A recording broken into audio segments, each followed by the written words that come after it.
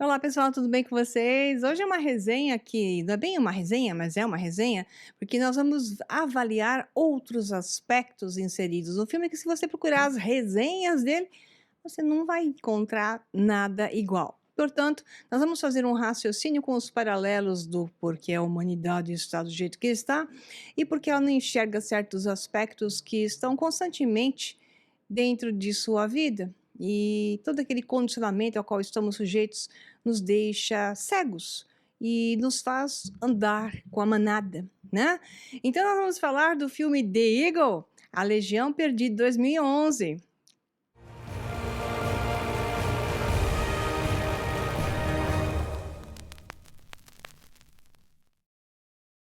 The Eagle é um filme épico, dramático, mas cheio de ação, né? Histórico, parcialmente, porque a maior parte dele é inventada, né? É criatividade da autora do livro, que a gente vai falar já, de 2011, o filme.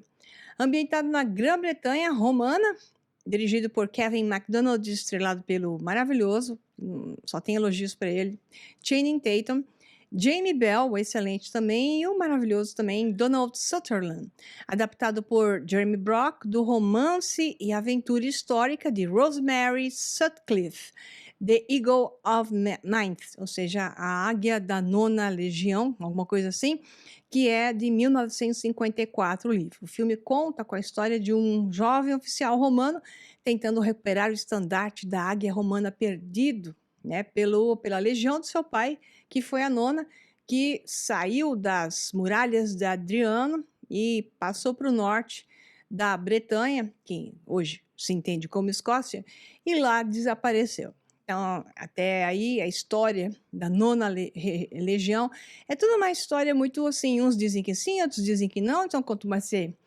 pesquisa, você vê que encontram dados para dizer que existiu e que se perdeu, de fato lá, que sumiu, e que outros dados que não existiu e assim tá. Então é muito confuso e dependendo de quem é o historiador e para que brasa quer puxar a sua sardinha, aonde quer pôr a sua sardinha, eles vão achando evidências ou não da questão histórica da nona legião. Bom, de qualquer forma, a nona e a décima realmente estavam na Inglaterra, tanto que nós estivemos, eu e algumas colegas e alunas, estivemos na região de Bath, que é onde estava a 10ª Legião. E a 10ª Legião é aquela do Gladiador, do filme Gladiador. Esse é o banho romano, ainda mantido, claro que recuperado, mas mantido sob excelentes condições aqui na região de Bath, porque essa área toda ficavam as legiões próximas aqui, no sinal viemos por vários locais onde as legiões estavam. Então imagine a 20ª Legião ficando aqui nos seus banhos, claro, somente os seus mais importantes generais poderiam apreciar um banho como esse. Mas o local é fantástico e nos dá a lembrança de uma Bretanha ocupada pelos romanos e sendo assim, abre aspas, civilizada, fechar aspas. Então ali em Bath era uma central maior, já de uma legião mais importante, de maior tamanho, enquanto que a nona já era supostamente uma legião menor, que portanto foi talvez dizimada pelos bretões. Aí vem um pouco da história que a gente vai contar. Então, vale ressaltar então que essa nona legião ela veio da Espanha e foi então para a Bretanha, que se chamava assim na época, que hoje é Grã-Bretanha de qualquer forma, né? Mas se chamava de Bretanha unicamente.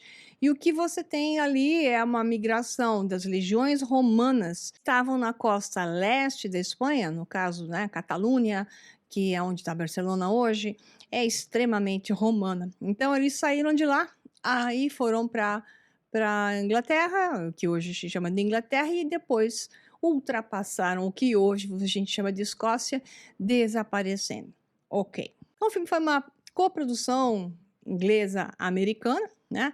Lançado nos Estados Unidos em 11 de fevereiro de 2011. Então, você tem que sacar que quando tem essas assinaturas 13, 11, 33, repetidamente e com grande estilo, tem algo ali que interessa e eles acabam revelando coisas que você deve prestar atenção, porque são aspectos de implantes dentro da mente humana. Então, o budget do filme foi de 25 milhões e faturaram 38 milhões. Naquela época, Channing Tatum não era tudo isso que é hoje, né? E então custava um pouquinho menos. E a produção em si também não gastou tanto, mas não arrecadou tanto. E é a pena, porque o filme é bem bacana aqui. Não é do estilo que a turma gosta tanto assim, né? Digamos, sobre esse ângulo de visão. Então, a história é mais ou menos essa do filme que foi extraído do livro. Depois de ser ferido em batalha e dispensado do exército, o jovem centurião romano Marcus Falvius Aquila decide desvendar o mistério por trás do desaparecimento da legião de seu pai, a nona, que foi perdida. Seu ferimento agora o impede de comandar uma legião ou comprar de volta a fazenda da família perdida, devido à má gestão de um parente ganancioso. E tudo que. Isso não está no filme, né? Mas está no livro. Tudo que Marcos deixou é o nome de sua família. E o nome foi perdido porque o pai de Marcos acabou tendo a questão de perder a águia. Então, eles perderam a legião, que não se sabe se morreram os legionários ou o que aconteceu totalmente, e perderam a águia, que é aquela estandarte de ouro que as legiões levavam à frente. E se dizia, eles diziam, e eram treinados para isso, dominados a mente para que eles acreditassem que a águia era Roma. Então eles tinham que erguer a águia para erguer Roma. Que lindo, maravilhoso.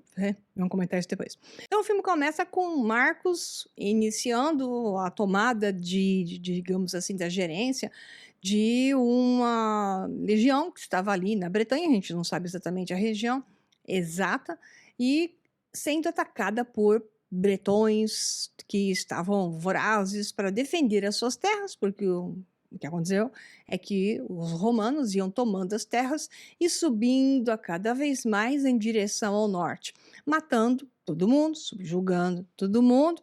Quem aceitasse o Império Romano podia ficar dentro, mas as tribos eram consideradas bárbaras e os bárbaros não aceitavam Roma. E Roma teve muito problema na Bretanha, com certeza, né? Entre as várias tribos dos bretões que ali existiam. Então, nessa cena, Marcos, o herói, salva toda a sua legião de ser atacada pelos bretões, mas se fere muito feio no joelho e ele é levado para onde está o seu tio. Né? Então, esse tio, Áquila, começa a cuidar dele. E o filme começa a rolar mesmo quando, então, Marcos, que era o herói do filme, mas é um assassino de pessoas, passou a vida toda matando aqueles que o Império Romano lhe dizia: esses são maus, nós somos os bonzinhos e você tem que matar aqueles de lá para que as terras deles passem a ser nossas. Esse é o mocinho do filme, né? Tem uma cara de fofo, lindinho, mas você até acredita, até torce por ele. Mas se você olhar para a história, com a ética que eu quero desenvolver com você aqui, e um pensamento racional, será que você deveria torcer por ele mesmo? Então o mocinho parece bonzinho, tá lá com o tio, e vai até uma pequena, que tinha lá na Inglaterra na época, na Bretanha, um pequeno local que os gladiadores, mais ou menos meia boca, estavam então fazendo de sempre, matando escravos, né? E colocando os que eles dominavam, os povos dominados, nesse caso era um bretão, que foi jogado na arena, e um deles, os gladiadores da turma romana, então vai matar o coitado do rapaz que nem tentou se defender, ele simplesmente se entregou à morte. O que acontece é que Marcos, tomado de uma sincronicidade mental, uma intuição não racional, simplesmente faz com que a plateia coloque o dedo para cima e impeça que o rapaz seja morto pelo gladiador que ficava esperando que a plateia dissesse vida ou morte. Então até o seu tio fala, bom, eu não entendi essa, né? Porque afinal de contas ele estava lá na Bretanha fazendo o quê? Matando bretões. E aquele era um rapaz bretão ali na arena que se jogou para morrer, não tentou se defender e ele quis salvar o rapaz. Então o tio também ficou curioso, né? Que raio que aconteceu. Então, o tio vai e contrata não, né? Compra, contrata seria legal, compra esse escravo que o próprio sobrinho quis salvar e o leva para a casa de sua casa, para que ele cuidasse do sobrinho. E esse escravo se chama Esca. Aí começa toda a questão, a bola rolar. Uma parte importante de uma cena que quase me escapa agora, e as frases, né? É que aquele rei dos bárbaros invadidos, digamos assim, e na verdade um chefe bretão de uma tribo bretã, ele vai com uma carroça e grita para Marcos e sua legião a frase certa: vocês vêm aqui para roubar nossos filhos, matar nossos filhos, roubar nossas terras e violentar nossas mulheres. E eles queriam o quê? Hã? Obviamente, os bretões tinham que reagir para isso.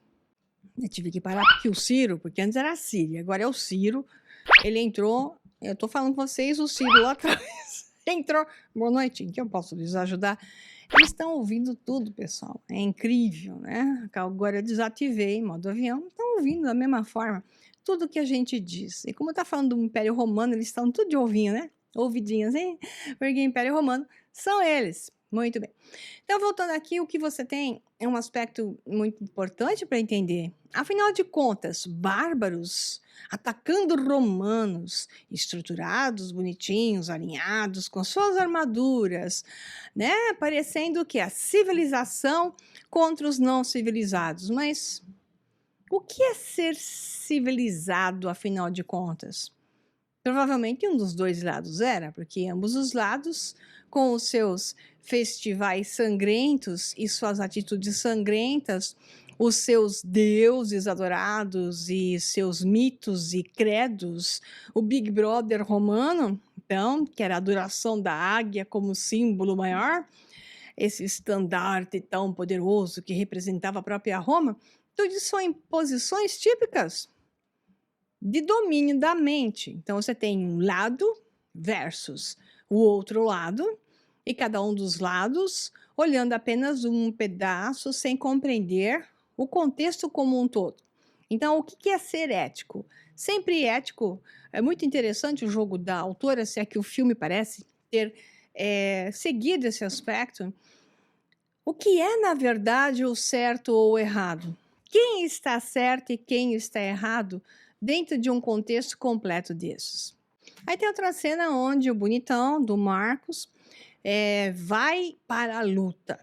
E para ir à luta, ele se encaminha a um oratório de Mitra, porque as legiões eram, nessa época, no século II depois de Cristo, tinham uma grande influência mitraica. Então, não eram todos, né? Era uma coisa mista, mas boa parte dos legionários haviam sido convertidos ao rito mitraico, que era extremamente complexo, e geralmente quem seguia o rito mitraico eram os de escala maior, de patente maior, e não o legionário mais de baixo, por causa da sequência de ritos que esse estilo mitraico romano acabava solicitando.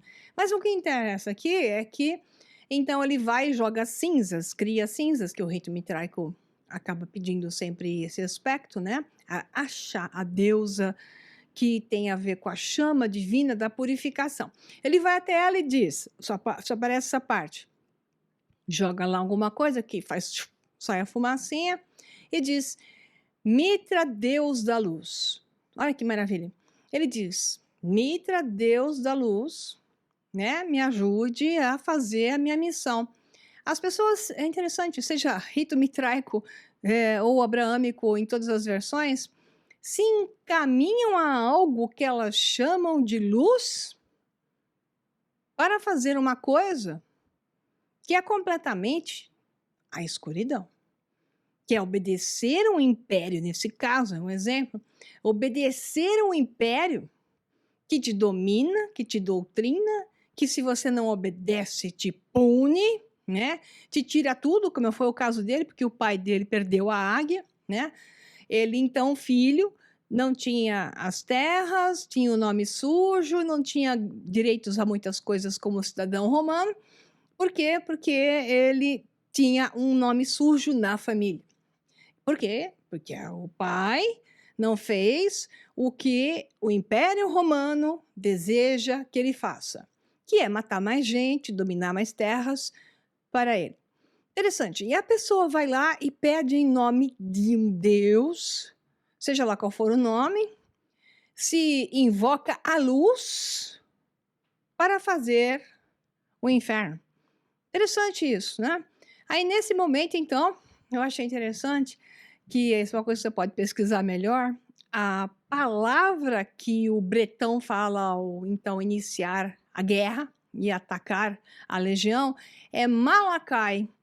Malaqui, que é uma maldição. Eu amaldiçono você, supostamente na língua supostamente gaélica ou versão da região Bretanha gaélica, adaptada em dialeto local, porque são muitas versões, e nessa época eram muitas mais versões daquilo que era um gaélico ou até um pré-gaélico. E ele fala Malacai, que depois tem a palavra maladi, né? Então, tem a ver com doenças, eu te desejo todo o mal. E se você olha bem, Malacai é uma palavra que também tem em hebraico. E ela é até nome, sobrenome, interessante isso, de algumas pessoas. E se você pesquisar, você vai achar bastante coisas interessantes a respeito da mesma palavra, seja ela com K, Malacai, ou com CH. Bom, aspectos só curiosos. Então, após quase morrer ao defender o forte, os seus soldados, Marcos recebe o quê? Uma pulseirinha. Então, vem lá um soldado que tinha uma patente maior, ele está lá na casa do tio com o joelho todo estourado, né? E ele é honrado por Roma, por ter defendido o forte deles lá, né? Ter salvado a maior parte da legião, claro que morreram muitos, né?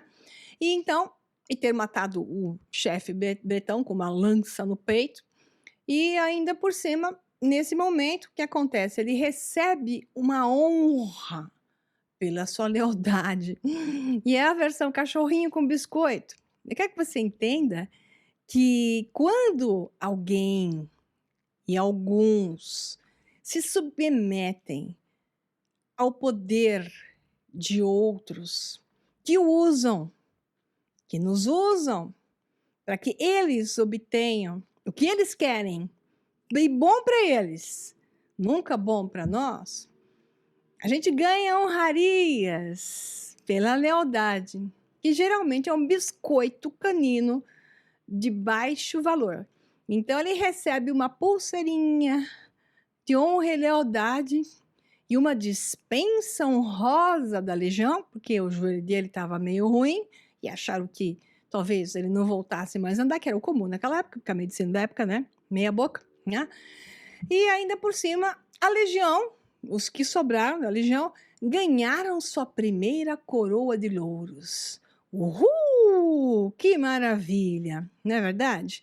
Cada um ganhou um biscoitinho de cachorro. Tem uma frase que o tio dele fala que é muito interessante, na hora da luta de gladiador que não aconteceu, do Esdras, que se nega a lutar, com o tal do gladiador que tinha uma máscara muito esquisita de duas faces. Quando então o Marcos pediu para viver, antes disso acontecer, o tio menciona a seguinte frase: uma luta entre um gladiador e um escravo nunca é uma luta justa. Essa frase é tão impactante, mas tão importante, que ela deve ser compreendida, porque essa autora desse livro, se esses textos estão no livro e o filme trouxe esses textos do livro, imagina que esse livro seja muito bom para ser lido, porque tem muitas coisas lá inseridas para você entender de outra forma. Então, quando o tio diz isso, ele quis dizer o seguinte, é o que você deve traduzir para a situação atual. O que é um gladiador? É alguém treinado para fazer o quê? Fazer algo em nome de um império. E fazer o quê? Fazer mal a qualquer um. Aqui que seja dito a ele que ele deve enfrentar. Então, não importa quem seja, não importa se ele vai enfrentar o melhor ser humano do mundo, um santo, não importa. O gladiador, ele é treinado para obedecer às ordens e fazer o que o Império Romano deseja. E o pobre do escravo vai fazer o quê? A luta não é justa, ele vai morrer. Com mais resistência ou menor resistência. E o Esca faz o quê? Tem algumas traduções em português colocaram Esdras, mas talvez para brasileirar, mas é Esca, o nome gaélico, né? E ele faz o quê? Ele abre os braços e se entrega à morte. O tio menciona, ele é corajoso, ele está se entregando à morte com toda a coragem. Interessante essa questão do braço do crucificado, daquele que é um pobre coitado de um escravo, que não tem como enfrentar um gladiador treinado, então se entrega à morte, à obediência daquilo que foi colocado para ele na frente, o outro também está na obediência daquilo que foi colocado para ele na frente. E esse que é o gladiador não pensa, ele é uma máquina treinada. O que você tem no mundo hoje? Você tem exército, militares no geral, os agentes, né, que são treinados de todos os lados, políticos de todos os pontos, de todas as pontas, de todos os cargos, que são chefes de nações, chefes de Senado, deputados, senadores, todos eles são agentes do sistema. E todos eles põe isso na cabeça, todos, foram treinados para seguir um script. E esse script é a obediência a outros treinados que lhes dizem o que eles devem fazer. E não pensam, não têm ética, são máquinas de matar. É assim que você tem que raciocinar, porque essa é a verdade. E o povo, ignorante, é um escravo? Mas o que é um escravo? É um ser ignorante que foi colocado em uma situação onde ele se vê totalmente sem saída, até que nós vamos entender isso já já no filme. Será que as posições podem ser alteradas? Será que essa posição de submissão total, sem saída, frente a um gladiador mortal treinado, daqueles que são destreinados, será que isso pode mudar? Ok, será que o filme mostra isso? Vamos ver. Bom, aí ocorre uma reviravolta no filme que, então, o Marcos pega o Esca e vai para o norte, em direção a buscar a águia, que, então, ele ficou sabendo que a águia estava no norte, ou seja, lá nas terras da Escócia atual, e que estava perdida por lá e que ele poderia recuperá-la. Então, ele diz, eu vou com o meu escravo, ele fala a língua deles, né, porque ele era de lá, e nós vamos encontrar essa águia. Bom, todo mundo, aquela história, né? Os romanos de lá falando que é impossível, dois caras com aquelas tribos ferozes que haviam por lá, mas ele segue o caminho, atravessa a muralha de Adriano e se lança realmente até a Escócia, as terras do norte, e chega até as terras altas, né? Highlands, lindíssima região da Escócia, embora o filme não foi filmado na Escócia, e sim, parece que na Hungria, se não estou enganado. Tem uma frase também que eu quero colocar para vocês que Marcos diz, de novo, sobre a águia, que me marcou bastante, né? A idiotice mental das pessoas que são doutrinadas. Disse, a águia é Roma, como eu já falei, mas ele disse, onde a águia estiver, representa as vitórias de Roma. Diz isso Marcos, né? Com uma posição poética, como se isso fosse algo sublime. Isso justificava, então, o fato dele estar indo buscar a tal da estatuinha da águia. Então ele diz isso com essa poesia, assim, parecendo que só tinha um lado da situação, e o Esca lhe faz enxergar o outro lado, né? Ele diz o seguinte, Roma chegou lá, mataram meu povo, tomaram suas terras, mataram meus irmãos, pai, para evitar que estuprasse minha mãe, meu pai matou a minha mãe, que se entregou à morte pelo meu pai para que ela não fosse morta de outra forma, né? Aí ele diz para o Marcos, Roma também fez isso, né? Mas parece que isso abala por um segundo ou dois o herói do filme e ele depois volta a seguir a importância de buscar a águia, seja quantas pessoas ele tiver que matar, assim será. Uma parte curiosa aqui do filme, talvez até do livro, né, que é o caso mais importante que viram no filme, é que essa ideia da águia surgiu, supostamente, ninguém sabe nada ao certo, porque encontraram uma águia em Silchester, na Inglaterra, inspirada na ideia da águia romana. Então, é uma águia que não tem aquelas asas abertas, tipo essa do estandarte, né? Com 15 centímetros aproximadamente de bronze do período romano, mais ou menos dessa época, dessa legião, entre a segunda, século II depois de Cristo. Então, essa águia foi descoberta em 1866 e então na região de Hampshire, que é essa Silchester, né? E foi em função dela que inspirou a ideia de que as legiões que a legião sumiu por lá. Então tem um ponto interessante aqui que é esse povo Sil, né? Esses azuizinhos de topete, estilo moicano, pelo menos na representação do filme. Lembra muitos moicanos, eles raspavam o cabelo.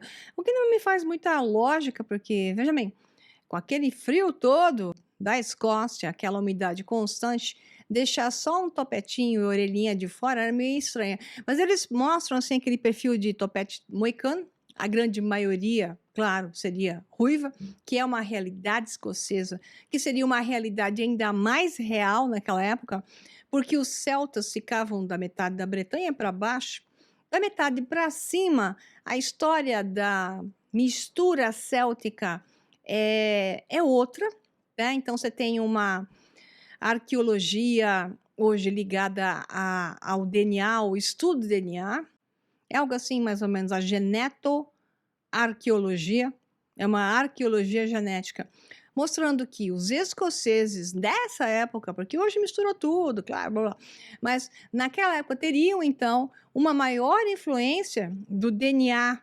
da antiga Suméria, né? Pois é, sim, é.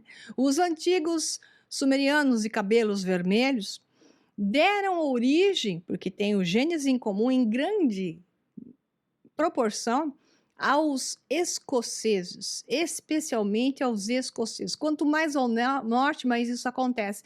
Então, o cabelo laranja do escocês é uma mistura do cabelo vermelho, que é o cabelo da antiga Suméria, com um cabelo loiro que existia por lá, gerando então aquele cabelo laranja que era típico dos escoceses. Eu tive lá na Escócia. Você vê que quanto mais fora das grandes cidades, mais você vê isso em grande quantidade, né? Porque agora nas grandes cidades está tudo misturado, nós estamos em um outro mundo onde tudo mistura com tudo. Mas se você vai para as cidades menores, para a região de lagos, assim, você vê o tal do cabelinho ruivo e as sardinhas, olhos verdes e azuis, em grande proporção. Significa que essa região toda teve uma colonização diferente de origem daquele povo. Agora, olha aí que chama a atenção. Eles eram altos, né, com esse cabelo, que então deu origem ao cabelinho laranja, como eu falei, DNA da antiga Suméria, não só, e a pele azul, não de origem, mas eles pintavam a pele de azul. Esse povo foca, Sil, que eles são apresentados como um perfil bem xamânico, bem ligado à terra, aquela coisa do folclore xamânico, que o filme quer mostrar para esse lado.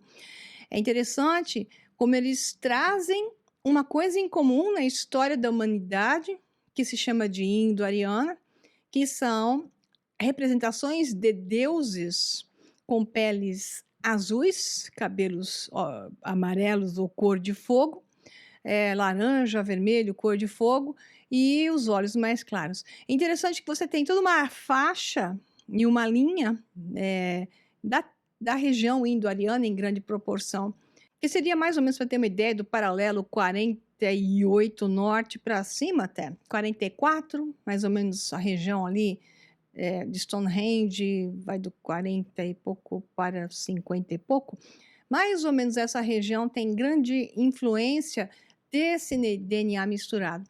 É interessante, muito interessante isso eu explico em outros cursos a origem, né? Mas o que fica desse filme, então, é a mensagem mais importante de todas. As pessoas se matam porque são divididas. As pessoas se matam porque são colocadas em verdades parciais. Lhes dizem essa é a verdade, isto é o de bom, aquele é o mal. Então esse é o bom, esse é o ruim. Elas não vão fundo para entender o que é o bem e o mal. E, acima de tudo, o que significa esse bem como resultado para um contexto maior praticado por você ou pelos que são dominados por esse aspecto? O que significa esse bem e o que significa aquele mal? E essa batalha que está se realizando, quem é que ganha com isso? E quais são os danos que se realizam? Então, o Marcos pega e salva Esca, deixa o dedo para cima, mas vai lá e mata uma criança, um jovenzinho de adolescente, sem dó. Então, você fala assim, peraí, por que que um, a um é dado um peso e a outro recebe outro peso e outra medida? Onde está baseado? No que se baseia isso? É numa total falta de ética? Simplesmente num elemento que é um conjunto de atrativos para si mesmo em um determinado momento, de vantagens e de conceitos justificativos. Enquanto a humanidade apenas justifica impulsos ou padrões irracionais, é muito interessante que sai clamando bem maior, todos somos um, mas quando você vai olhar essa pessoa que está clamando aí, bem maior, todos somos um, vai lá e é capaz de falar impropérios horrorosos para um outro que está contra o ponto de vista dela. Então, assim, falta o quê? Falta consciência para a humanidade. E falta entender o que é ética, o que é um todo balanceado em equilíbrio. Quando alguém assiste um filme desse e só vê a historinha, a ação, os atores lindos e tal, e fica torcendo pro bonitão do ator principal, que é o herói do filme, sem entender que de herói ele não tem nada, e não entender o contexto com uma visão maior, significa que então as pessoas que não conseguem enxergar esse padrão como peças que se encaixam e o interesse desses que nos dominam e nos dizem para que engolamos sem questionar o que é certo, o que é errado, tem que mudar. E isso existe desde então, desde sempre, e continuamos iguais. Então, a moral da história é assim: enquanto estivermos divididos, obedecendo a opinião de grupos de controle, defendendo a opinião de grupos poderosos de controle, como se essa fosse a única verdade do mundo, aceitando o que estão fazendo conosco nesse cientismo religioso e nada científico, no qual estamos agora, e estamos vivendo essa tecnocracia, onde as pessoas acham que tem alguém fazendo bem para você. Por que que alguém pode acreditar que todo o império poderoso financeiro que sempre lhe tirou, lhe cobrou, lhe espoliou, lhe fez tudo de mal e de ruim, vai querer te dar alguma coisa a não ser um osso de cachorro, uma pulseirinha de premiação e uma coroa de louros, talvez para o seu caixão? Acorda, pessoal. Vamos mudar isso. Vamos começar a processar a informação e encontrar a verdade no meio das mentiras. Separar as mentiras. Mas para isso é necessário conhecimento. Porque enquanto as pessoas não conseguem enxergar as coisas e apenas engolem o que lhe dão, que é o que acontece com a grande maioria da população, nós teremos pessoas que vivem recebendo pulseirinhas e ossinhos de cão. Vamos mudar isso, pessoal? Só conhecimento liberta. #conhecimento liberta, porque essa é uma grande verdade, ok? Um abração para vocês e até a próxima resenha. Tchau, tchau.